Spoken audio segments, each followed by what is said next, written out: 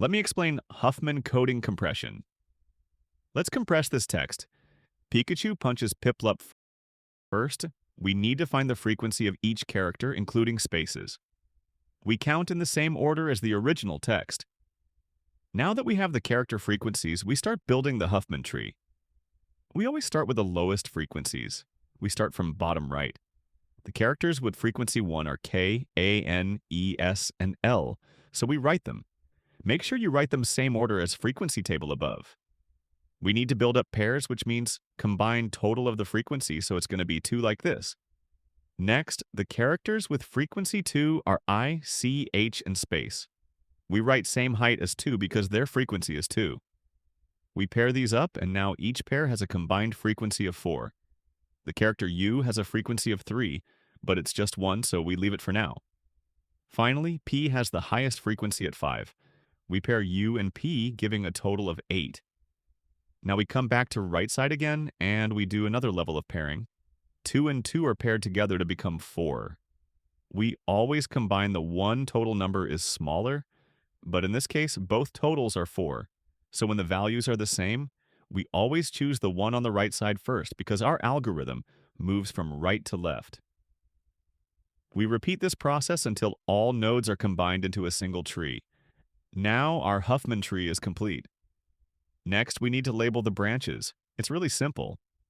Just mark the left branch as 0 and the right branch as 1.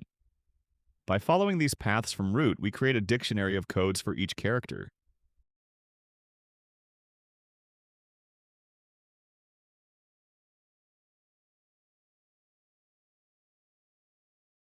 This is our encoding for each character. Notice how the most frequent character gets the shortest bit pattern, while the least frequent characters end up with longer bit patterns. That's really the main idea behind Huffman coding. Now, using this dictionary, we can start encoding our text by replacing each character with its corresponding code. For example, P becomes 000, I becomes 0111, and so on.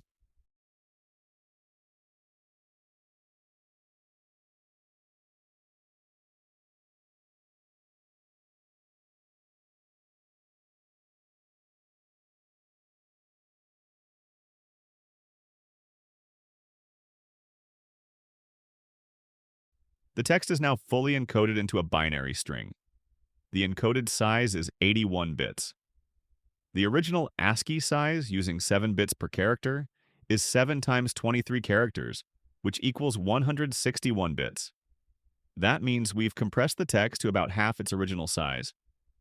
However, in reality, we also need to transmit the dictionary along with the encoded text.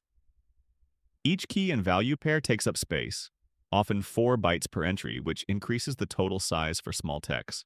For very large text, like compressing an entire Harry Potter book, you can encode common words or phrases such as the, to, or be, instead of single letters to achieve even more efficient compression. In the next video, we'll decode this text step by step. I'll put a link to the decode video in the description, so check it out. And this is how Huffman coding works for compression. Thank you for watching.